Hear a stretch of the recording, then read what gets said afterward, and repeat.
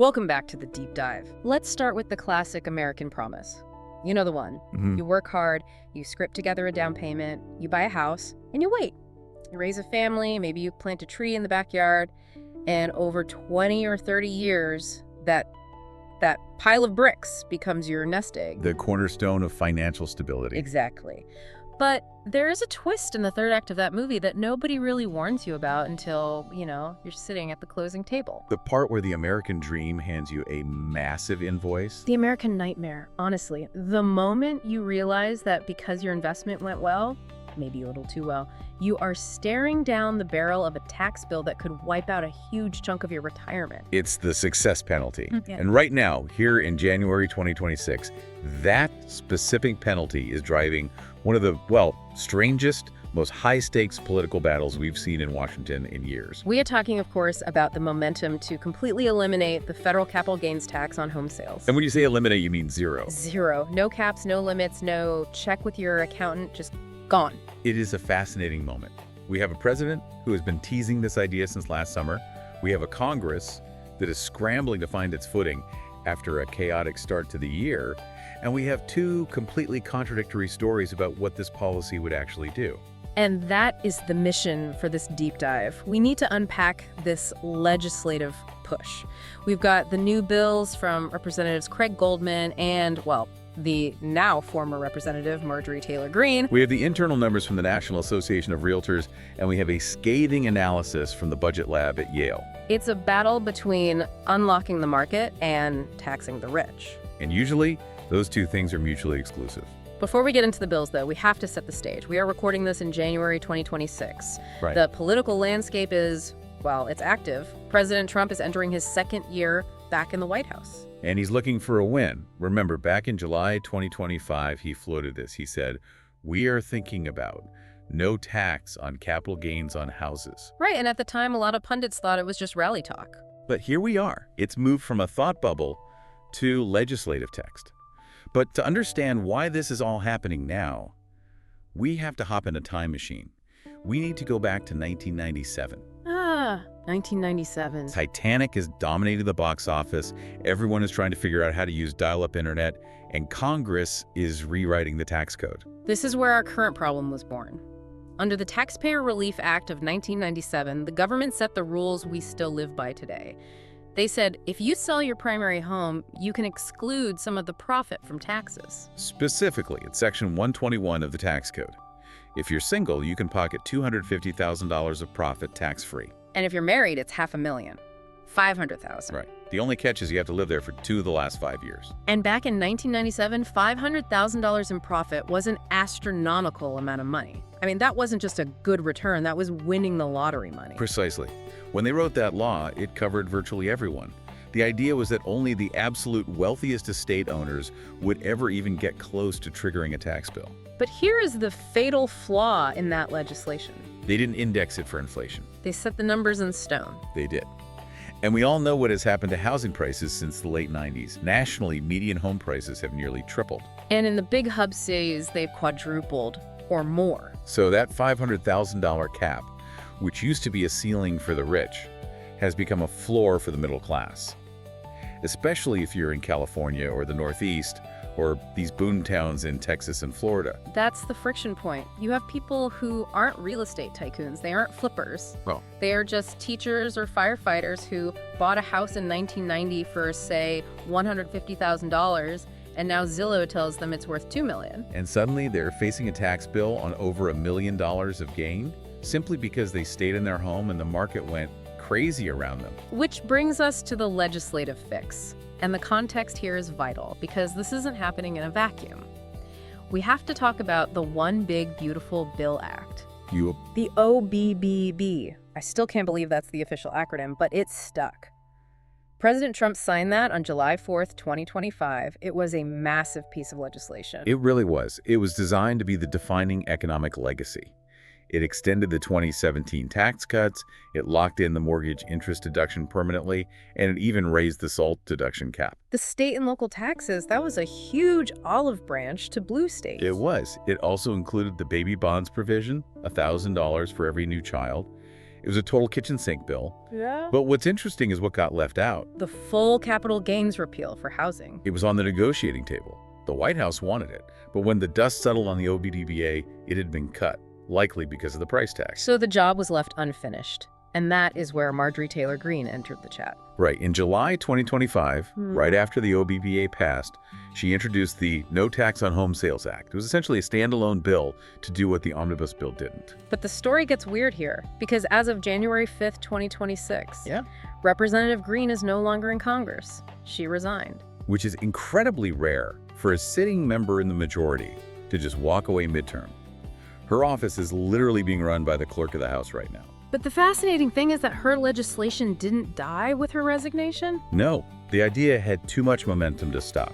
And now, Goldman from Texas has picked up the baton with a new bill just this month. The Don't Tax the American Dream Act. You have to give them credit for the branding. It's strong, and the mechanism is identical. Yep. Clear the board. Zero tax on primary home sales. So now we have the president signaling support, we have a fresh bill from Goldman, and we have the sort of ghost of Greene's bill providing the base. The question is, why? What is the economic argument for wiping out all this tax revenue? If you listen to the National Association of Realtors NAR, this is entirely about inventory. We hear this term, the lock-in effect, all the time. But let's actually break down the psychology of that. It's powerful. Imagine you are 70 years old. You're in a 4-bedroom house in the suburbs. The stairs are getting hard to climb. The yard is too big to mow. You want to downsize. Okay, so let's run the math. I bought for $200,000. I sell for $1.5 million. That's a $1.3 million gain. Right. I exclude $500,000 because I'm married. I'm still taxed on $800,000. Depending on my bracket and state taxes, I might have to write a check for, what, $250,000 to the government. And that is the psychological wall. Even if you walk away with $1 million cash, people hate, and I mean hate, writing that check. They see it as losing equity they spent 30 years building. It's the golden cage. You are rich on paper, but if you try to leave the house, you have to pay a toll. So what happens? You don't sell. You remodel the bathroom on the first floor and you stay put. And because you stay put, that 4-bedroom house never hits the market, which means the young couple with 2 kids and a third on the way can't buy it. They are stuck renting or bidding up the price of the few shoebox condos that are available. Exactly.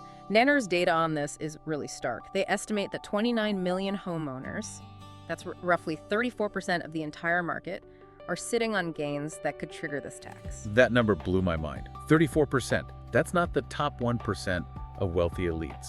That is a third of the country. And NAR argues that by 2035, that number hits 70%. Yeah. Their pitch is that the tax code has essentially frozen the housing market. If you kill the tax, you break the lock. The seniors sell, the inventory floods the market, prices stabilize, and everyone wins. That is the supply side argument. Unlock the market. It sounds logical. And there is always a but. There is always a but. We have to look at the other side of the ledger. The Yale Budget Lab and Newsweek have run the numbers, and they are screaming that this is a Trojan horse. They are. Yale's analysis suggests that NAR is painting a picture of a middle-class problem that is actually a wealthy person's windfall. Yale looked at the 2022 survey of consumer finances. And what they found was that while many people have potential gains, the people who actually face the tax bill right now are a very specific demographic. Okay. They found that only about 10% of recent sellers had gains above the current limit. So NAR says 29 million are at risk, and Yale says only 10% are actually paying it. It's the difference between potential and actual. But here's the kicker. Yale profiled the people who would benefit from this tax cut. The average net worth of a homeowner with gains above the cap. What was it? $5.7 million. Okay. 5.7 million. That is definitely wealthy. Compare that to the homeowners below the cap. Their net worth is around $1 million. And renters, $150,000. But I want to push back on Yale for a second. Playing devil's advocate here. Net worth includes the house, right? It does. So if I'm that teacher in Palo Alto, and my house is worth $3 million because of the tech boom, my net worth looks huge on paper. But I'm not flying private jets. I'm driving a 10-year-old Honda. I'm house rich, cash poor. Sure. If I sell and the government takes $300,000, that's money I need for assisted living or healthcare. Isn't Yale ignoring the liquidity issue? That is a fair critique. Liquid wealth and asset wealth are very different things. However, Yale would counter by saying, why should the profit from that specific asset be tax-free? Because it's a home. It's emotional. And that is the political trap. We view homes as sacred, but the tax code views them as assets. If you worked for that $3 million, you'd pay income tax. If you invest in the stock market and made $3 million, you'd pay capital gains. Why is that house special? Yale estimates that repealing this tax puts an average of $100,000 of tax savings into the pockets of the wealthiest sellers. They view it as a massive wealth transfer that won't actually help the young family trying to buy. In fact, Newsweek raised a really scary point about the demand side. The unintended consequences. If you make home sales completely tax-free, you are effectively creating the world's best tax shelter. Right. If I'm a wealthy investor, why would I put money in the stock market where I get taxed 20% when I can buy a massive estate, live in it for 2 years, sell it for a profit, and pay zero? Exactly. It could supercharge demand at the high end. You might see more flipping, more speculation. It could actually drive prices up, not down, because you've made real estate legally superior to every other investment class. Is there a middle ground here, or are we just stuck between tax the rich and no taxes ever? There is a sanity check bill floating around, actually. It's the More Homes on the Market Act, introduced by Representatives Panetta and Kelly. Bipartisan, which is a miracle in itself. What's their solution? They don't want to eliminate the tax. They just want to fix the 1997 math. Okay. Their bill would double the exemption to $500,000 for singles and $1 million for couples. And critically, they would index it to inflation. So the cap goes up every year automatically. Right. That solves the problem for the Palo Alto teacher. They get to keep their nest egg. But it keeps the tax in place for the truly ultra-wealthy who are flipping $20 million mansions. That sounds reasonable, which probably means it has no chance of passing. In this climate, it's tough. The momentum from the White House and the Goldman bill is all about total elimination. Nuance doesn't always play well in an election cycle. So looking ahead, we've got the ghost of Marjorie Taylor Greene's bill, we've got Goldman's new American Dream Act, and we've got a president looking for a win. What are the odds here? Well, it depends on the Senate. The House might pass this to show they are pro-homeowner, but the Senate is going to look at the deficit impact. If they can attach it to a budget reconciliation bill, maybe it slips through. But I think we're going to see a clash between the deficit hawks and the supply-siders. It really feels like we are at a pivot point for the American concept of homeownership. For 100 years, the government has subsidized buying mortgage interest deductions, FHA loans. Now they are talking about subsidizing selling. That's a great way to put it. We are shifting from helping people get in to helping people get out. And hoping that the people getting out leave the door open for the next generation. That's the hope. But if Yale is right, we might just be handing a golden parachute to the people who already won the game. I want to leave you with a thought to chew on. We treat housing as a human need shelter, but our tax code treats it as a piggy bank. If we remove the tax penalty on selling, are we actually solving the housing crisis? Or are we just admitting that for a certain generation, their house isn't a home anymore? It's just their best performing asset. And if it is just an asset, why does it get special treatment? That's the question that might define the next decade of inequality. We'll be tracking the Goldman bill as it hits committee. Thanks for taking this deep dive with us. Always a pleasure.